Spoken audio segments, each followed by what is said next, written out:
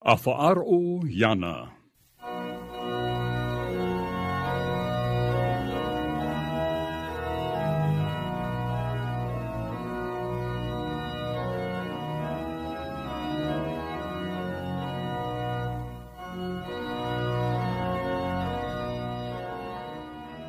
Te titao maru atu nei, te autahe no te mitia, o Yehoe la communauté du Christ. Ia oto paatuana, ia whaaro oto, ia yetu metia.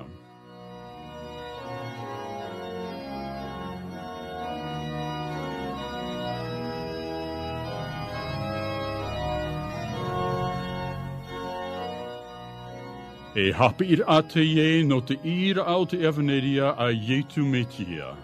E te aura a no te rera i tō tato nei ano tau.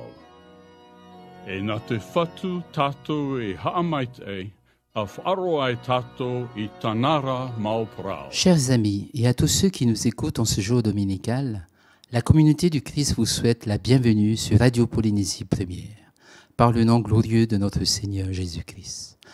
Je m'appelle Otto Richard et je suis ancien dans l'église La Communauté du Christ. Et j'aimerais vous faire partager ce matin un extrait de la première lettre de l'apôtre Paul adressée à l'église de Corinthe au chapitre 2, versets 1 à 16.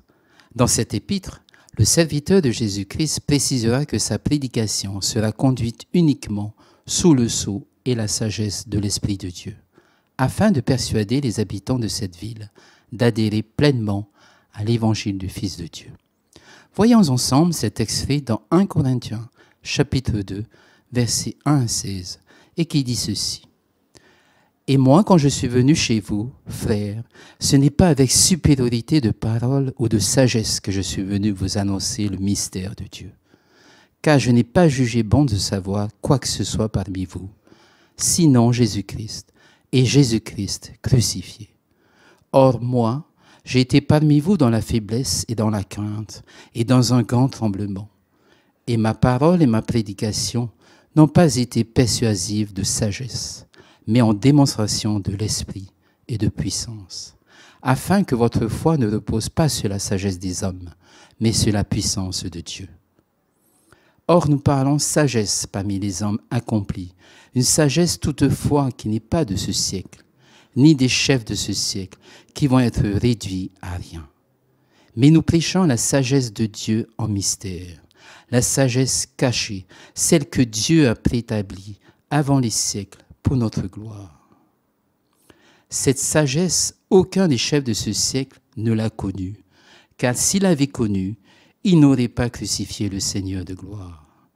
Mais, comme il est écrit, ce que l'œil n'a pas vu et que l'oreille n'a pas entendu et qui n'est pas monté au cœur de l'homme, ce que Dieu a préparé pour ceux qui l'aiment. Alors Dieu nous l'a révélé par l'Esprit, car l'Esprit sonde toutes choses, même les choses profondes de Dieu. En effet, qui parmi les hommes connaît les choses de l'homme, si ce n'est l'Esprit de l'homme qui est en lui? Et de même, personne ne connaît les choses de Dieu, si ce n'est l'Esprit de Dieu. Mais nous avons reçu, non l'Esprit du monde, mais l'Esprit qui vient de Dieu, afin que nous connaissions les choses que Dieu nous a données par grâce. Et nous parlons de ces choses, non avec des paroles qu'enseigne la sagesse humaine, mais avec des paroles qu'enseigne l'Esprit, communiquant des choses spirituelles, par des moyens spirituels. Or, l'homme naturel ne reçoit pas les choses qui sont de l'Esprit de Dieu, car elles sont pour lui une folie, et il ne peut pas les connaître, parce qu'elles se discernent spirituellement. Mais celui qui est spirituel discerne toutes choses, tandis que lui-même n'est discerné par personne. En effet, qui a connu la pensée du Seigneur, et qui l'instruira? Or, nous avons la pensée de Christ. Chers amis, la prédication de l'apôtre Paul annonce clairement le message du salut, de façon simple et accessible à tous, à travers la personne du Christ et de son œuvre rédemptrice sur la croix de Golgotha. Tout l'enseignement du Nouveau Testament repose ainsi sur un fait historique, la mort du Christ pour les péchés du monde et sa résurrection. Avant même la création de l'univers et l'origine du mal, dans sa sagesse, Dieu avait déjà conçu le plan de la rédemption en son Fils.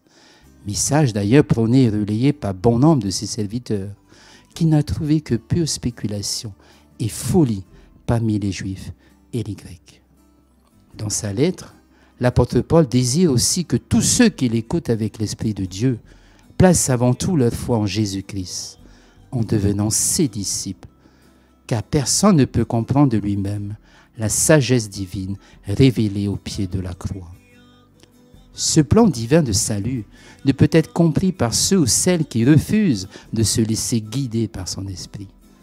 En effet, chers amis, les vérités de Dieu sont révélées par le Saint-Esprit à tous ceux qui l'aiment et qui le cherchent d'un cœur pur et sans hypocrisie. Une présence divine indispensable à chaque disciple pour non seulement connaître Dieu et ses plans, mais aussi pour avoir la pensée de Christ, une idée totalement étrangère à la sagesse humaine.